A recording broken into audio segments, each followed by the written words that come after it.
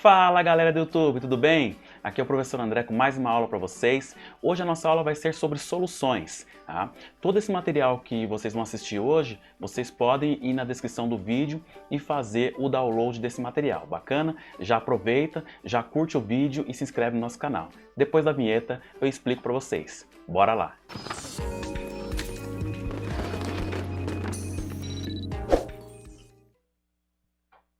Eu já estou com o slide aberto aqui, a nossa aula vai ser sobre soluções, como eu já tinha falado para vocês.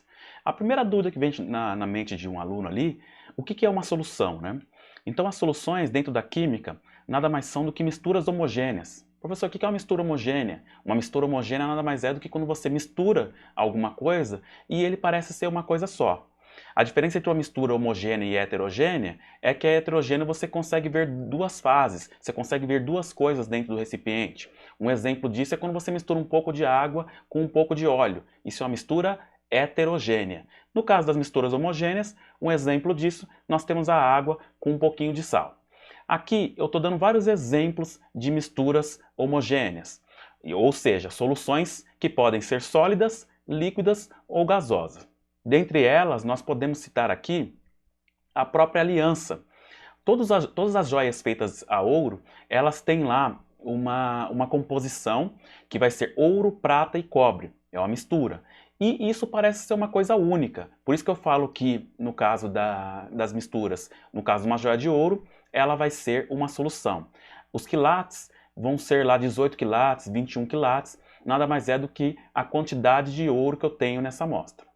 Outro exemplo que eu coloquei é o bronze. O bronze, aquelas medalhas que tem lá, é uma mistura de estanho e cobre. Ou seja, como é uma mistura homogênea, trata-se de uma solução sólida. Outros exemplos, você pode ter lá o aço, que é a mistura de ferro e carbono, o aço inoxidável. Tem várias aplicações dessas soluções sólidas no dia a dia de vocês. Outra coisa são os medicamentos. A grande maioria dos medicamentos também são soluções. Se tiver tudo dissolvido e parece uma coisa só, é uma solução. Eu coloquei aqui como exemplo a solução fisiológica, que nós utilizamos aí para fazer inalações, limpeza de machucados. Aquela solução 0,9% de cloreto de sódio é uma solução que eu falo que é uma solução de um sólido, que seria o sal, dissolvido num líquido. Coloquei aqui também o exemplo de soluções totalmente líquidas. Eu coloquei aquela mistura do álcool 70, que estão sendo utilizado bastante agora para limpeza de superfícies. O álcool 70% vai ter 70% de álcool e 30% de água. Isso é o quê? Uma solução de substâncias líquidas, porque o álcool e a água estão em estado líquido, mas também é uma solução. Nós temos soluções de um gás dissolvido no líquido. O exemplo disso nós temos lá as águas gaseificadas, que nada mais é do que água e gás carbônico dissolvido, coloquei um exemplo ali, e soluções gasosas, olha que importante, o ar que nós respiramos. O ar que nós respiramos é uma solução gasosa, tem vários gases dissolvidos. Um grande exemplo disso, nós temos lá o próprio oxigênio que nós estamos respirando, que é cerca de quase 20%, um pouquinho diferente disso. O nitrogênio, que é quase 80%, a grande maioria, né? E outros gases que nós temos nessa solução gasosa que nós estamos respirando nesse momento. Bacana? Então as soluções elas são extremamente importantes para o nosso dia a dia. Outra coisa que eu gostaria de enfatizar aí é quando nós temos uma solução, ela vai ter dois componentes muito importantes dentro dela, né? O soluto, que é aquele que vai estar em menor quantidade, e o solvente, aquele que vai estar em maior quantidade. Outra forma de nós falarmos que o soluto é aquela substância que vai ser dissolvida e o solvente aquela substância que vai dissolver alguém. Isso tem que ficar muito claro para vocês, porque nas próximas aulas nós vamos falar muito sobre essa questão de soluto e solvente. Então, eu coloquei um exemplo básico aqui, que seria o sulfato de cobre, que seria o meu sal ali, o soluto, tá azulzinho ali, e a água, o solvente. Na hora que eu dissolvo esse soluto no solvente, eu vou ter uma solução. Uma solução ali que é uma mistura homogênea. Trazendo para o dia a dia de vocês, se você vai preparar um suco, você pega lá um pouquinho de limão, coloca ali e faz uma mistura, então dentro do limão você tem vários ácidos, nós temos algumas substâncias orgânicas que vão ter no limão, e depois na hora que você adiciona o açúcar, também é um soluto. Quem que vai ser o solvente? a água, né? Temos também o achocolatado, que vocês fazem lá com o leite, né? O leite vai dissolver, lembrando que o leite, ele é uma mistura heterogênea, ele pode conter algumas gorduras ali. Mas vamos supor que ele é somente o solvente, se você coloca o achocolatado, seria o seu soluto. Então, soluto e solvente, vocês têm que ficar muito claro isso. Naquelas misturas sólidas, o soluto vai ser o que tiver menor quantidade e o solvente é aquele que vai estar em maior quantidade. Lembrando que nós podemos ter mais de um soluto na solução. Bacana?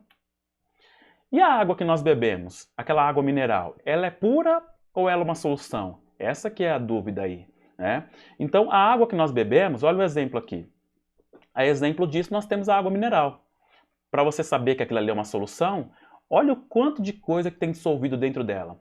Então você tem lá bicarbonatos, você tem carbonatos, sulfatos, cálcio, estrôncio, lítio, sódio. Então você tem uma série de substâncias dissolvidas dentro daquela água. E olha que bacana. Esse monte de coisa está dissolvida que vai ter uma função importante no seu organismo esses sais minerais vão ser importantes para nutrir o nosso organismo, né? E também, na hora que ele entra em contato com a nossa língua, são esses sais minerais que fazem com que essa água seja reconhecida como água. Então isso é muito importante vocês saberem que a água que nós bebemos, ela não é pura, ela é uma solução, ela é uma mistura homogênea. A água que nós bebemos, que também está na torneira, lá que é fornecida pelas empresas que fazem o tratamento, também é uma solução. Por que ela é uma solução? Porque ela vai passar por várias etapas que eu vou explicar daqui a pouco para vocês como funcionam essas etapas de tratamento da água, tá bom?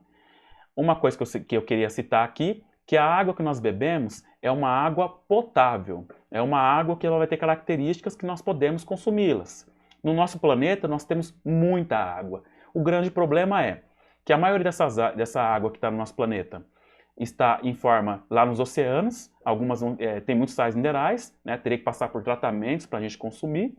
Daquela pequena porcentagem de água doce, que são os 3%, a grande maioria está congelada nas geleiras, né?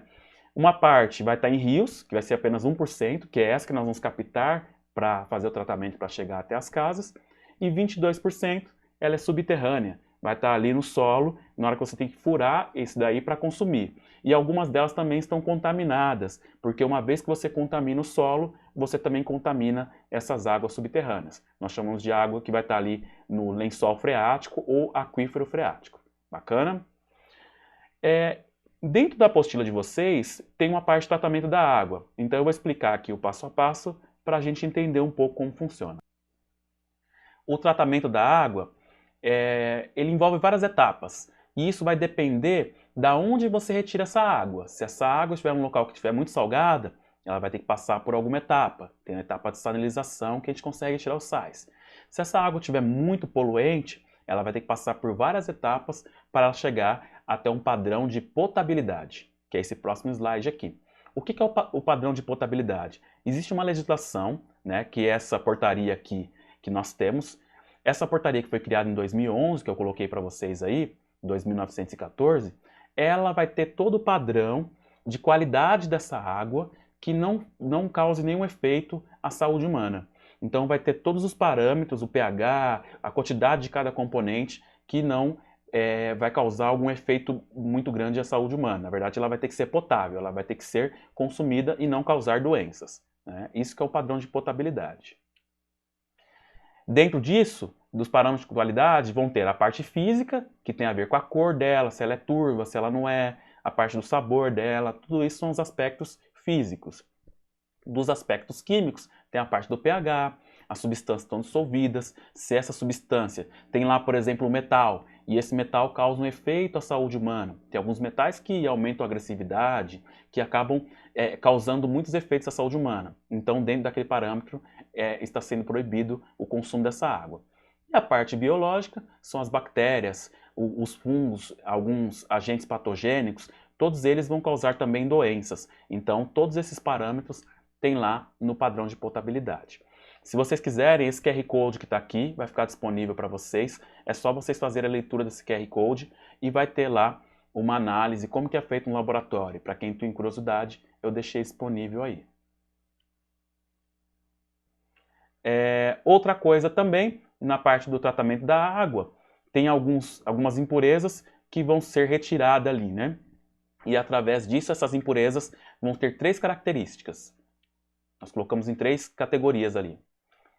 Tem, no tratamento da água, tem a parte física, que são as partículas que estão ali, né, que não estão dissolvidas, elas vão estar em suspensão, isso dá para ser retirado. Tem a parte química, todos aqueles componentes lá que eu falei para vocês, alguns metais, alguns íons que estão dissolvidos, também dá para ser retirado. E a parte biológica, que é a parte de vírus, bactérias, algas, né, alguns pequenos seres vivos, tudo isso nas etapas de tratamento dá para ser verificado e retirado. Aí aqui eu vou explicar como funciona a etapa, porém, depois eu vou pedir para vocês assistirem a esse vídeo aqui, que eu coloquei aqui no canto, que é um vídeo do Manual do Mundo, até coloquei a referência aí, para que vocês possam ver. Eles estão no local, lá na estação de tratamento, é muito bacana vocês conseguirem visualizar como que é feita a etapa lá na estação de tratamento. Então, indico esse vídeo aí, depois que vocês baixarem o PDF, é só clicar no link ou aproximar o celular do QR Code e já assistir ao vídeo. Bacana? Vamos lá. Como funciona todas as etapas de tratamento? Tudo começa pelo bombeamento e a retirada dessa água lá da represa ou da fonte que vai ser tratada. Inicialmente, na segunda etapa, são adicionadas algumas substâncias químicas, sulfato de alumínio, cal, cloro, para iniciar o tratamento. Depois vai para a etapa de floculação, né? Depois vai para a decantação, depois passa para a filtração e depois é adicionado de novo cal, cloro e flúor, vai para o reservatório, né? E a partir disso, esse reservatório vai distribuir para a população. Então aqui nos outros slides explica o passo a passo como funciona. Então no início tem uma pré-cloração, que vão, além de matar alguns agentes patogênicos, eles também vão fazer com que a matéria orgânica e os metais passam por transformações químicas para que destrua alguma parte da matéria orgânica e também faça redução de metais. Essa parte química, depois nós vamos estudar essa parte de metais lá em eletroquímica. Dá para a gente estudar passo a passo. Por enquanto é só vocês saberem como funciona o processo. Aí depois vão adicionar o cal, né? Tudo na primeira etapa. Aquele cal serve para corrigir o pH, né? Então ele vai elevar um pouco o pH. Essa parte pH nós vamos estudar também durante as nossas aulas. Então nós vamos falar sobre substâncias ácidas, substâncias neutras e básicas. Depois disso, vão adicionar alguns componentes químicos para fazer a coagulação. Como funciona esse processo? Imagine que a sujeira está ali, as partículas estão ali. Na hora que você adiciona o sulfato de alumínio ou cloreto de ferro, ele vai fazer com que essas partículas criem cargas e elas vão se unir, né? Vão interagir eletrostaticamente. A partir disso ela vai formar um floco grandão, e aí vai para a segunda parte. Esse floco vai descer, ele vai decantar, ele vai ficar mais denso. Então ele consegue ir para o fundo do recipiente. Aí acontece a decantação. A sujeira vai para o fundo. Na hora que essa sujeira vai para o fundo, tem uma pá que consegue retirar essa sujeira ali, né? E continua o tratamento. Essa sujeira sai, uma parte fica no fundo, né? E essa parte de cima, que é a água que já está com uma outra coloração, ela vai para os filtros. Faz o processo de filtração, vai passar ali por pedras, por calcário, por areia, né? E o carvão ativado, o carvão ativo. Na hora que ele passa por essa etapa, a água já fica praticamente límpida. Ela já fica com uma coloração muito clara. Porém, ainda tem ali, pode conter ali algumas bactérias, algumas coisas ainda. E aí, eles corrigem o pH e adicionam o cloro novamente, que esse cloro vai matar os agentes patogênicos. E adiciona também o flúor. O flúor é para evitar a cárie na população. Então, existe uma lei lá específica para a quantidade de flúor que colocam lá para o tratamento dessa água. Bacana? E essa água é encaminhada para o consumo humano. Na hora que ela sai dali, até chegar no cavalete da sua casa, lá naquele primeiro, perto do relógio ali, ela tem que chegar num padrão de potabilidade. Dali para dentro já é a sua responsabilidade. Se a sua caixa d'água está suja, se os canos da sua casa estão estourados e tem alguma contaminação, é responsabilidade da pessoa que está consumindo. Beleza? E aí nós conseguimos diferenciar água pura de água potável. O que é água pura? É aquela água que praticamente não tem nada dentro dela. É utilizada nos laboratórios. Nós fazemos um processo químico que ele vai tirar todos os sais minerais dessa água e também vai destilar essa água para ela ficar praticamente sem nada dentro dela. essa água não serve para a gente consumir. Se você beber essa água, o seu cérebro não reconhece essa água como água. Bacana? Então, água pura seria uma água sem nada dentro dela. Ela é usada para fazer medicamentos, usada para fazer processos dentro da indústria. A água potável é dentro disso que eu falei para vocês. Ela vai passar por todo um tratamento ou vai ser mineral lá, né? E tem que ser feita uma análise para ver que se ela não causa nenhum efeito à saúde humana. Essa é a diferença entre a água pura, que não tem nada dissolvido nela, e a água potável. A água pura não pode nem ter gases dentro dela, né? Então, é lógico que praticamente é quase impossível você ter uma água 100% pura. Mas dentro da química nós falamos que se a água é destilada e ela passou por todas essas etapas de tirar sais minerais, eu posso utilizá-la ali para fazer algumas etapas na indústria. Bacana? Agora, mediante a tudo isso, vocês já sabem que a água é muito importante para nós. Fazer o tratamento da água é caro, por isso nós pagamos por esse tratamento, e a quantidade de água doce disponível é pequena. Então, para isso, as indústrias elas já fazem etapas, dentro da própria indústria, ela tem um ciclo fechado, para que essa água não seja totalmente desperdiçada, a gente não fique pegando água ali tratada e gastando de besteira, né? Nós temos que conscientizar a população de tomar os banhos lá de forma adequada, né? Ficar só caindo água. Ao lavar os carros, se for lavar o carro, seria interessante lavar de forma rápida, né? E não ficar ali com a mangueira jogando água. Varrer, varrer a sua calçada ali para evitar ficar desperdiçando jogando água com mangueira. Tem tudo isso. Temos a água de reuso também. Essa água de reuso são águas que passam por tratamento, mas ela não pode ser consumida pelos seres humanos ou seres vivos, né? E ela é utilizada para lavar as ruas, lavar após a feira. Tem feira lá, por exemplo, o pessoal lava ali com água de reuso, né? Então tudo isso é utilizado, né? Dessalinização é uma etapa que vai retirar sais da água, também é bastante caro, então tem alguns países que fazem essas etapas. E outra opção é captar a água da chuva, né? Então tem gente que também faz isso e utiliza para lavar o quintal e também utiliza para lavar uma série de coisas, tá bom? Então eu vou deixar disponível para vocês esses exercícios, né? Quem for fazer o download desse material já tem os exercícios no finalzinho. E quem for aluno das escolas que eu leciono, eu vou pedir isso como atividade, beleza? Então é isso, galera. Qualquer dúvida que vocês tiverem, deixa aqui na descrição do vídeo, pode colocar suas dúvidas aí, se tiver elogios também coloquem aí, críticas podem colocar que nós vamos melhorar os nossos vídeos. Não esqueçam de se inscrever no canal, deixar o seu like lá e indicar para os amigos de escola pública que de repente não estão tendo aula, não tem esse conteúdo. Esse conteúdo aí vai ser bom para vocês responderem lá a apostilinha do aluno. Bacana? Abraço a todos e até a próxima aula.